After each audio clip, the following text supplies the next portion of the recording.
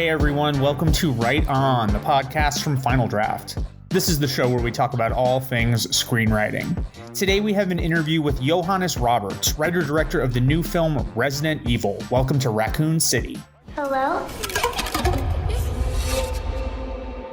What's your name?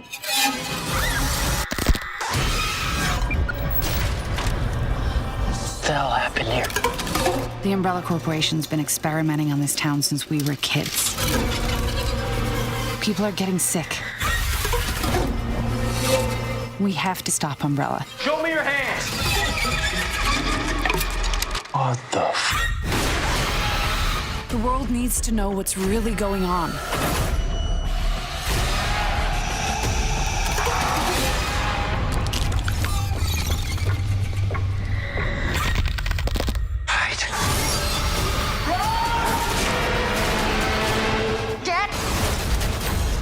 This town.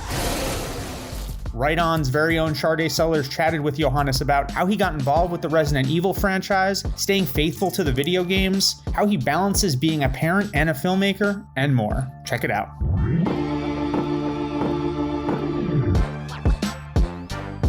Welcome back to Right On, everyone. It's Sharday here again with another exciting episode. Spooky season is not quite over yet because we are talking to Johannes Roberts of Resident Evil. Welcome to Raccoon City. Hi, Johannes. Hello. We have a full house as well. I want to mention to the audience, I got my dog and you've got your beautiful daughter there. So if you hear any fun laughing noises, that's because we're having a good time on Zoom.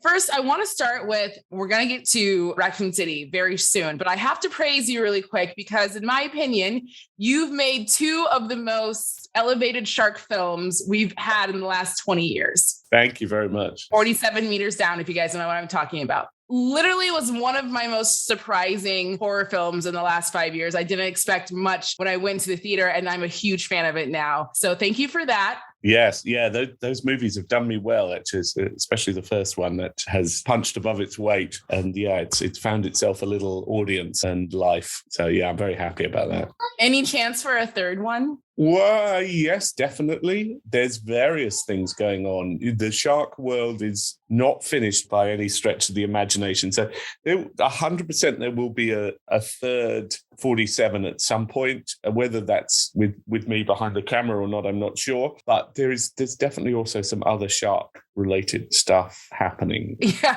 I fully support this. But for your next, for Resident Evil, you took a spout on dry land. So what are the roads that led you to Resident Evil, which, by the way, is an iconic franchise, not just in film, but in game. So what led you to this project? And also, do you feel a ton of pressure on your shoulders because this fan base is ruthless?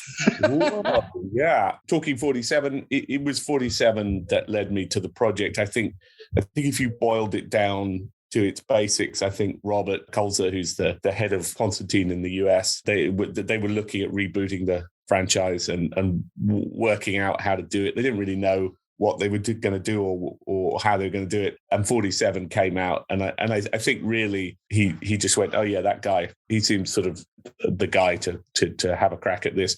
And we just got on very well. We're both German, have weird sense of humor and love 70s movies. So we sort of connected and we found our way to discovering what this reboot would be. Yes, I don't go online. I had dipped my toe in briefly at the beginning of this whole process. And yeah, it's pretty intense out there with the sort of fan base and stuff. So I try and keep, I find it quite intimidating at times. But yeah, there is a lot of pressure to get this right. I'm always wary about, making something for someone, making a movie for the fans, because, who knows really what they want? Each person wants something different. So you really just have to do it for yourself. And I'm a fan of the game. So I was like, okay, I'll make it for myself. I'll make what I would want. But it's scary. You could definitely find yourself at the wrong end of people's wrath. And then, so you're coming into this as the creator, but obviously it's already been set up.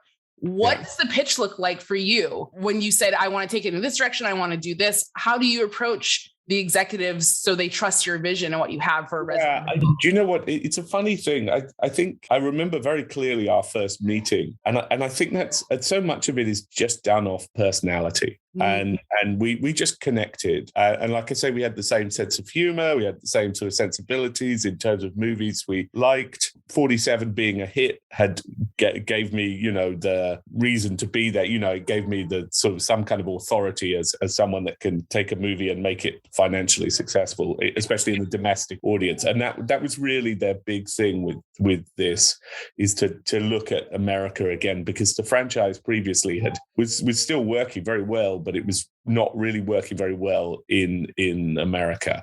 It was really successful in Asia, but not so much in America.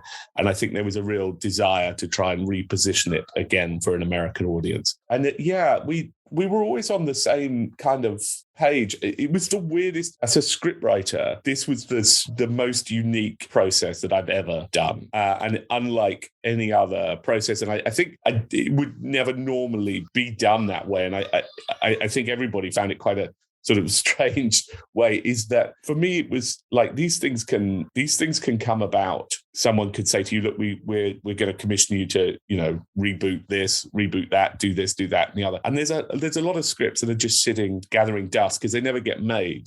So, and with Resident Evil there were 2 expensive scripts sitting there doing nothing because they had been commissioned and hadn't worked to the way that they wanted. And for me, I was like, I don't write for hire. I write to direct.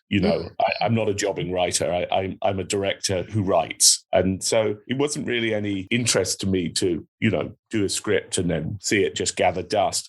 So I was like, look, if we do this, I want this, this needs to go ahead, and this needs to be, my next project and everything. What we did is I worked within Constantine, and I set up a base there and worked with Robert Kulzer and Alex Westmore and at the offices. And we got in a whiteboard and we just talked and we brainstormed and we chewed the fat. And it was a really good process. Frustrating at times. I think frustrating more for them because they were having to try and understand my process, which is really just to sit and talk. I don't take notes. I'm not a writer for hire, so I don't listen to what people are saying and then take notes and then enact them. I would just talk and talk and talk and listen to them talk and want them to talk, pitch it over to me over and over and over and over again. And we would do this just constantly. And I think it sometimes drove people up the wall. But we then came out with a really unique and really, I believe, really strong script with a real heart to it that we all wanted to make. And, and we went ahead and made it in the toughest, it was height of the pandemic and the world was falling apart. You shouldn't have been able to get a movie like this off the ground, but because I think we were so all invested together as a team, it just sort of worked. And then, so there's so many different sequels to Resident Evil. Did you have to comb through all the timelines? Because this film starts in 1998, I believe, before. This has nothing to do with the previous movie. So what had happened is the previous movies are very much their own thing. They take the title Resident Evil from the game franchise, but they're not really beholden to the games. Right. They're their own thing. Paul's a writer, a very good writer, and he created this whole world. And Mila is his wife, and they created this franchise based around her, and it's a phenomenal franchise. And it's the first movie is one of my I absolutely love it. And Mila is one of the most amazing action heroes of the last 20, 30 years. It was not the game, and it was not what it had sort of come to the end of its arc, by part 6. And that was that done. It was an action sci-fi franchise, and it, Paul and Mila had moved off onto Monster Hunter, and they were ready to put that to bed. So when I came on, what it was about was really starting again, we share a name title, being Resident Evil, but really this, my thing was, I'm a horror guy, I'm not an action guy, although this movie does have a lot of action in it. Primarily I come from the scare world, and it was to go back to the original 2 games and really create something that was faithful to the games, something that hadn't been done before, which was really pay homage to the games and recreate the iconic locations of the mansion and the police station and make something that was truly terrifying. So it was great. It was a really freeing process in that I didn't need to have anything to do. There's not one connecting thread between the two. They literally could not be more different. But obviously, with the Resident Evil world, I needed to comb through everything. So that was. Yeah, there's a lot of complex lore and, and I know, we're very faithful to the games, but equally we do our own thing. So that almost puts you more in the line of fire because you have been faithful. Then when you're not, like the police station and the mansion don't actually happen on the same night in the games. There's a long time, months between them, whereas I've combined it all into one night. And you risk, obviously, fans being angry about that. It's a risk. It's a good audience to have because the one thing about the Resident Evil audience is they'll come back for more. They will watch it. Like they love the series so much. So. Yeah. We'll see. I'm interested. It's done with love. I created this movie with love, and it's a very unusual franchise movie in that it does not feel like a big it's a very unique. It feels like a retro 70s thriller with real. You can tell my personality in that movie. It's a very slightly quirky, odd, but hopefully hugely scary movie. And I hope people respond to that more than anything. Is that it's a movie done for the right reasons. with real love for the game, real respect for the game. We had fun just building that. And you mentioned that you are, you come from the horror background. You're in this movie will be scary. And you mentioned the 70s. So what are the horror films that inspired you as a young kid to become a filmmaker? My career is sort of built on me pretending to be John Carpenter. A very, very, a very poor, me too. very poor John Carpenter.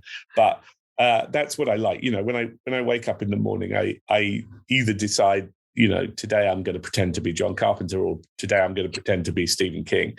And that really, it's a funny thing that gets you through like the down periods where it is tough. And, you do go through some brutal times, whether people hate your movie or it's not done very well or whatever it happens to be, or it's just hard work. It's the moments like that you remember. Yeah, I'm pretending to be, I'm pretending to be John Carpenter. I'm having fun here. So yeah, the movie is definitely, is shot through that prism. So it very much, Assault on Precinct 13 was my cornerstone in making the movie, and it very much has that stamp across it with this sort of Western feel of characters all assembling at the police station. And then you throw a stone and you'll hit a Carpenter movie that I was referencing. There's Big Trouble in Little China in there a little bit with Leon. I sort of lent into the Jack Burton a little bit all, and there's bits of Christine is always in my movie, bits of The Thing, Mouth of Madness. That's all in there in terms of that world. And then the town is very Stephen King for sure. It's this small town, kind of Deer Hunter-esque town, but has a real Stephen King kind of Derry vibe, which I'm obsessed with. So there's a real King feel to it there. And then stylistically, you definitely feel this sort of early 70s vibe to it that I felt was really important as a style to shoot this, because I just felt like what we were telling was a 70s conspiracy thriller. It felt like the themes we were dealing with of this sort of nefarious kind of pharmaceutical company doing horrible things. It just felt like it fit into that kind of world of paranoia and suspicion of the 70s. So there's a lot of really kind of slow zooms and like none of the camera work. Normally these days you'll go into post after you've shot, especially if you've done a very long tracking shot, and you'll smooth it out in post so it's all pin sharp and it hits its marks perfectly. And I didn't do any of that. So everything has a slightly old school feel to it. And there's no drones. I forbade the use of drones on the movie. No drones. It has like a real like old school technology feel to it, and then so I'd use anything from like the parallax view to I don't know, like I just love that kind of era of filmmaking, but mixed in then obviously with horror, like The Exorcist was a big touchstone, and there's some stuff in there. The Exorcist 3 is always a very big touchstone for me as a filmmaker as well. Actually, I find The I third love that movie. I think it's probably top 5 underrated movies. Okay, Like, it's interesting. yeah, it's a stunning movie. It's a movie I used a lot as a touchstone when I was making Strangers, and it's a movie I go back to a lot. I mean, I love George C. Scott as an actor, but I just think Blatty directs. I think he directs like someone that doesn't know quite how to do. He's not necessarily a director, so he doesn't, and that can normally be terrible. But he really, there's a real sense of like brave way that he stages scenes. The very famous, nurse getting her head chopped off sequence is staged in such a brave way that a director, who knew was more seasoned probably wouldn't have staged it that way. So I use that movie quite often as a touchstone. But yeah, there's a lot of retro sort of feelings. The Exorcist became a big thing. The Shining obviously actually became quite, which is not a movie I tend to go to as a reference myself, although it's a beautiful movie. But it when we're in the editing process, definitely took some of the editing stylistic sort of quirks of that movie and used them in Resident Evil. So yeah. And then musically, like it's Goblin Argento mixed with Carpenter. Yeah. So it's bonkers. It's full on. Like I really encouraged Mark Coven, who did The Witch, to just go. Just go. And Sony and Constantine were very, very encouraging. I think at any point, I was amazed how much we got away with on this movie. Like at any point, they could have stuck their hand up and gone, look, this is crazy. You can't do this kind of stuff. But they really supported just a movie having a vision. They really sort of got into the vibe of it. So I'm very proud of it. I mean, listening to you talk, you can definitely tell you are a filmmaker and you're a fan. And I think that's really great when studios and executives put their trust in filmmakers that they hire. Yeah. We're going to let you do what you need to do, because now I'm really excited to see this movie. I can't wait to go to the theaters. But you mentioned earlier that you have a semi-unconventional technique when it comes to preparing for a film. So what does your process look like when you're on page? Because you profess that you're not the only writer type, that you are writing and directing. So, and I know you have a young child at home. So like, what does a day look like when you're working on the script? Oh, when I'm working on a script, it depends on what movie I'm doing. Like with this, I worked very much within the office of Constantine, and we'd just talk. We talk like you and I are talking now. We talk over and over and over, and I would just sit there and talk over, and then I chat with Robert, I chat with Alex, and discuss everything. And it like I say, it could get very frustrating for them, because they would be like, no, just like that. I'd be like, no, yeah, but just talk. And every day I'd come in and I'd ask them to pitch it again to me. They're like, you're the hired writer. You pitch it to her. I think it sometimes would drive people nuts. And I would have a whiteboard that I would just write stuff on, but it wouldn't necessarily mean anything. It's just ways for me to get my brain moving, and then at some point I felt like, I knew the movie. And then I just go away and write. I'll tend to write every scene out. Just a bullet point for every scene. And then I go back and maybe make it even a little bit more and a little bit more. These days I'm quite a planner.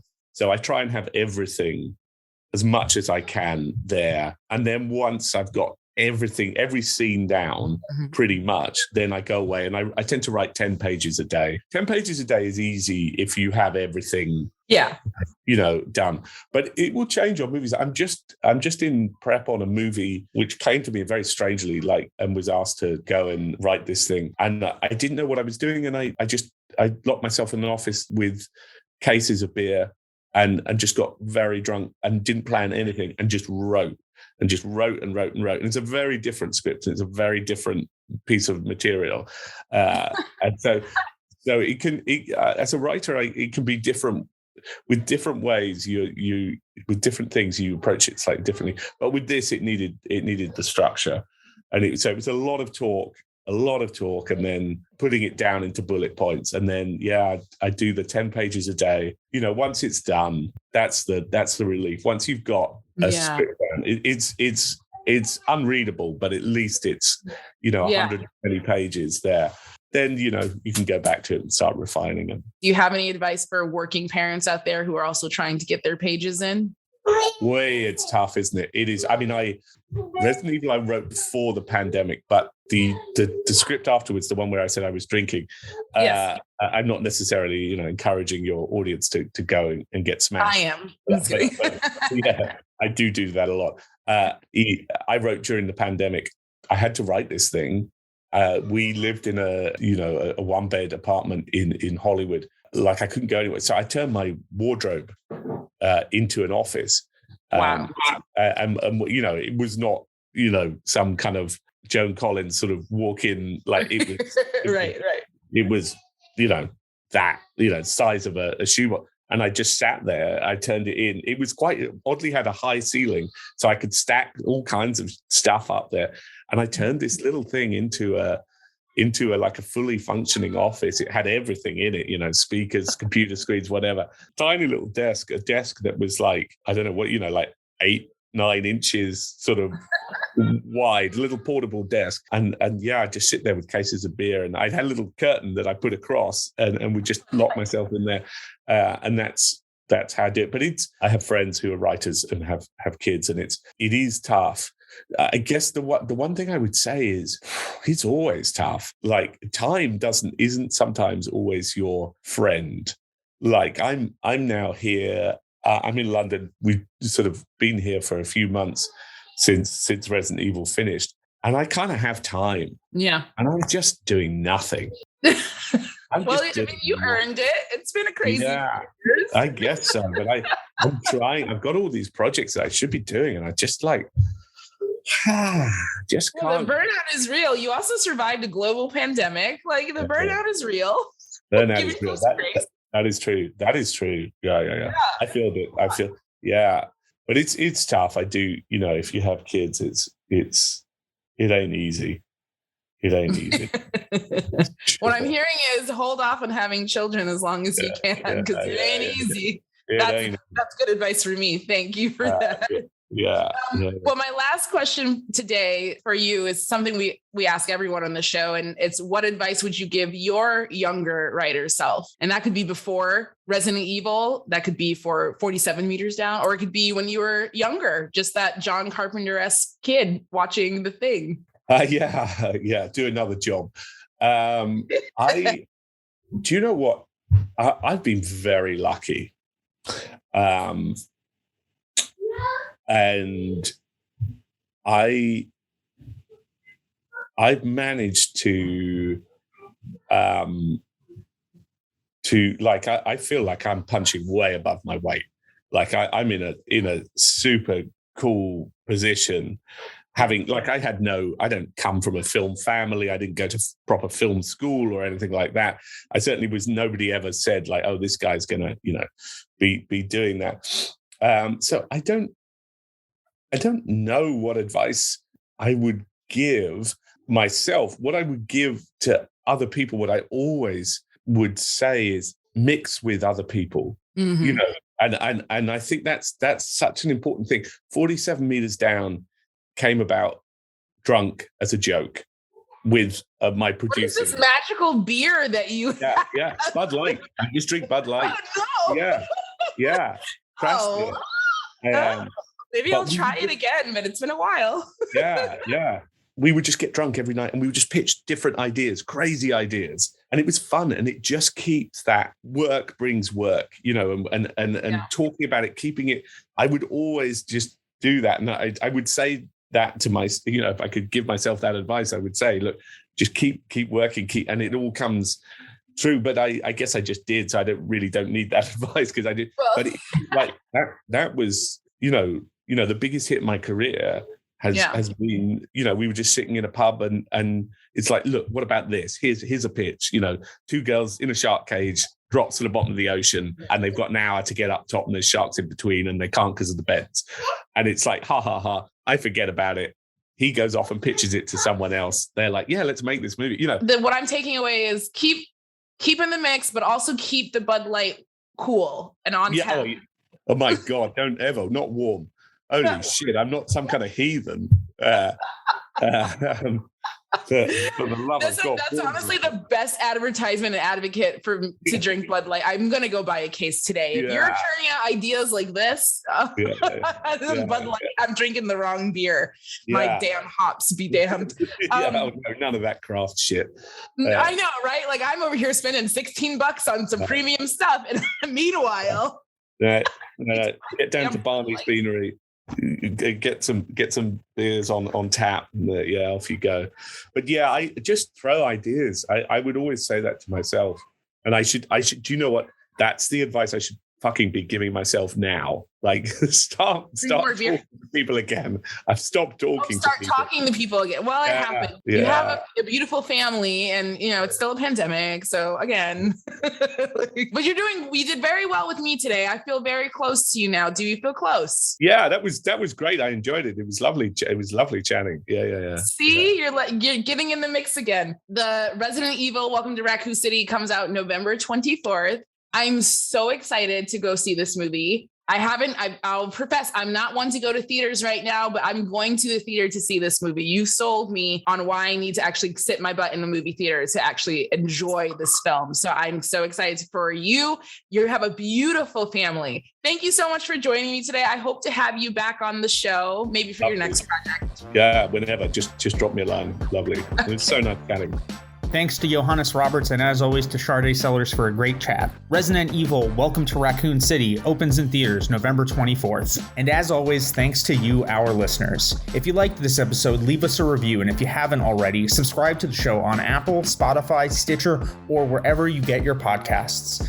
For news about new episodes and more, like us on Facebook, follow us on Twitter at Final Draft Inc., and on Instagram at Final Draft Screenwriting. This podcast was produced by Kayla Guest and co-produced by Emma Vranich.